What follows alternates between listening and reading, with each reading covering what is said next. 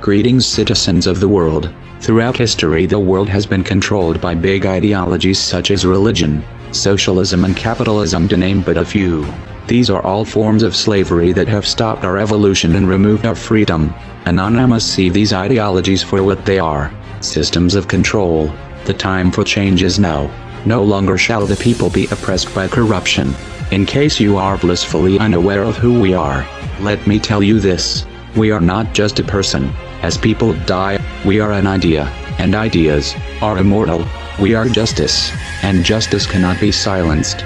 We are the ones governed by no law. We are the ones who do not beg for justice to take its course. We are the ones your parents warned you about. We are the voice of the silent in the eyes of the blind. We are Anonymous.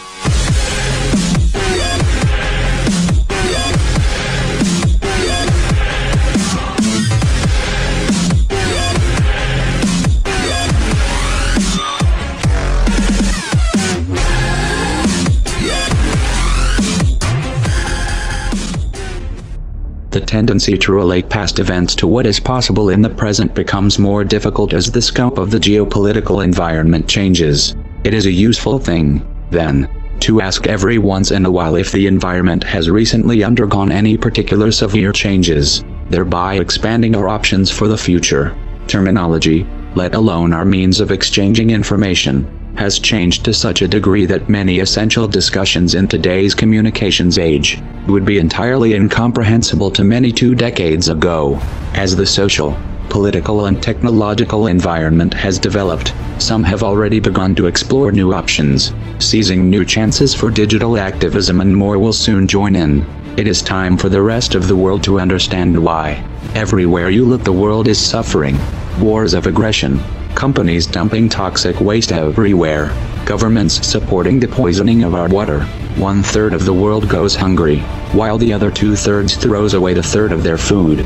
We are digging up all the coal and oil of our planet instead of researching renewable methods. Governments and corporations constantly lie, kill, and extort the entire planet's population just for profit, where in America the richest 1% have 42% of the money. You shouldn't have to be convinced that the system we live under must come to a stop.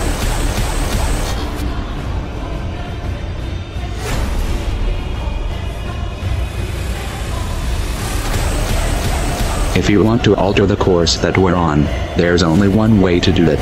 We need to wake up that public. Even the most powerful weapons of war are neutralized if you reach the mind of the man behind the trigger. How do we wake the masses, you asked? Don't wait for someone to answer that for you. Get creative. Act like your children's and grandchildren's futures depend on it. Because they do. No one wants to believe that their kids are going to live under a military dictatorship. No one wants to see this coming. So most people put their head in the sand and do their best not to think about it. Those who don't always begin with one question: what can we do?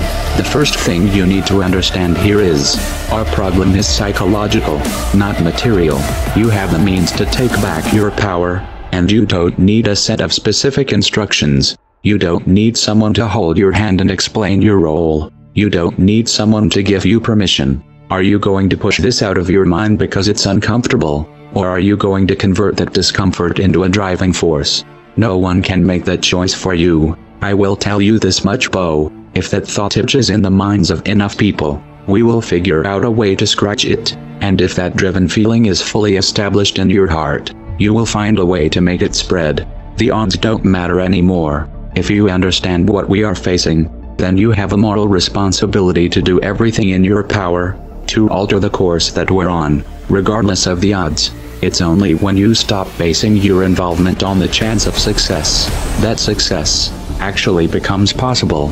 To strip the ill-gotten power of the financial elites and to bring these criminal cartels to justice will require nothing less than a revolution. The government is not going to save us. The government is completely infiltrated and corrupt to the core. Looking to them for help is completely arrogant.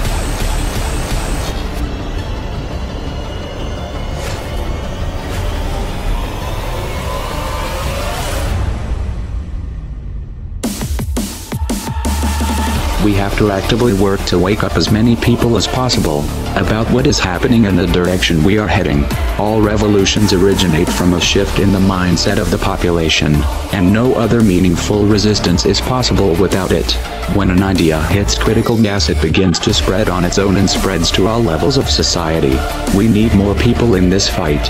We need more people speaking up, making videos, writing articles, getting this information onto the national and international stage.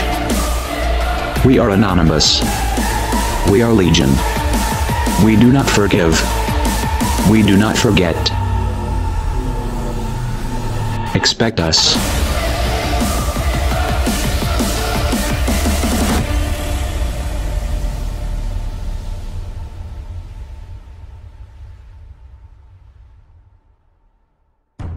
We decided long ago that the dangers of excessive and unwarranted concealment of pertinent facts far outweighed the dangers which are cited to justify it. And there is very grave danger that an announced need for increased security will be seized upon by those anxious to expand its meaning to the very limits of official censorship and concealment. That I do not intend to permit to the extent that it's in my control. For we are opposed around the world by a monolithic and ruthless conspiracy that relies primarily on covert means for expanding its sphere of influence, on infiltration instead of invasion, on subversion instead of elections, on intimidation instead of free choice, on guerrillas by night instead of armies by day. It is a system which has conscripted vast human and material resources into the building of a tightly knit, highly efficient machine that combines military, diplomatic, intelligence, economic, scientific, and political operations. Its preparations are concealed, not published. Its mistakes are buried, not headlined. Its dissenters are silenced, not praised. No expenditure is questioned, no rumor is printed, no secret is revealed.